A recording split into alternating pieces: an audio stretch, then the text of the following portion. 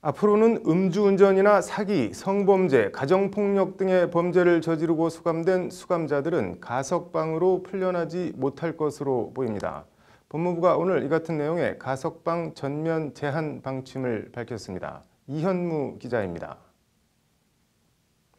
법무부가 오늘 음주운전, 사기, 성범죄, 가정폭력 등의 범죄자에 대해선 가석방을 원칙적으로 제한하기로 했다고 밝혔습니다.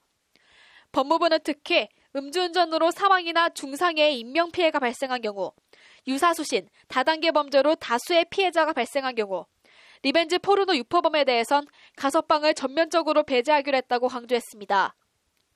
형법 제72조 가석방의 요건에서는 징역 또는 금고에 집행 중에 있는 자가 그 행상이 양호한 때에는 형기의 3분의 1을 경과하면 가석방을 할 수 있다고 규정하고 있습니다. 이에 따라 살인, 강간 등의 중범죄가 아닌 상대적으로 혐의가 가벼운 수감자에 대해선 기계적으로 가석방이 이루어진 측면도 있습니다.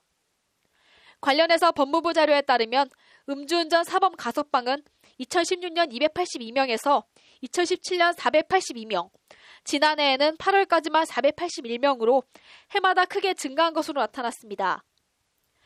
음주운전 엄단 사회 분위기와는 반대로 정작 징역형을 선고받을 정도로 엄중한 잘못을 저지른 음주운전 범죄자에 대한 가석방은 큰 폭으로 늘어난 겁니다.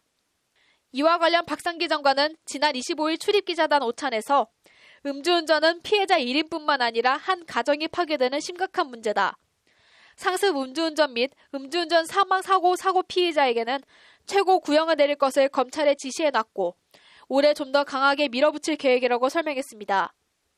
박 장관은 또 리벤지 포르노에 대해서도 법정 최고형을 제대로 구형하지 않는 검사에게는 인사상 불이익을 받을 수 있다며 리벤지 포르노에 대한 무관용 원칙 엄단을 강조했습니다.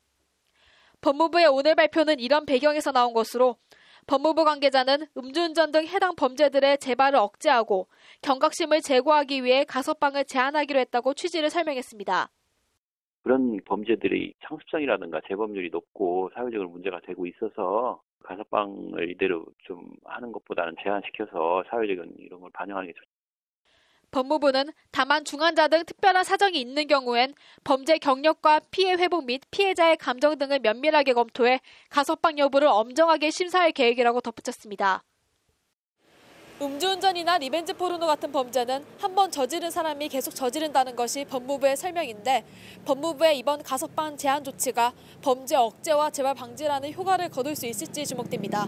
법률방송 이현무입니다.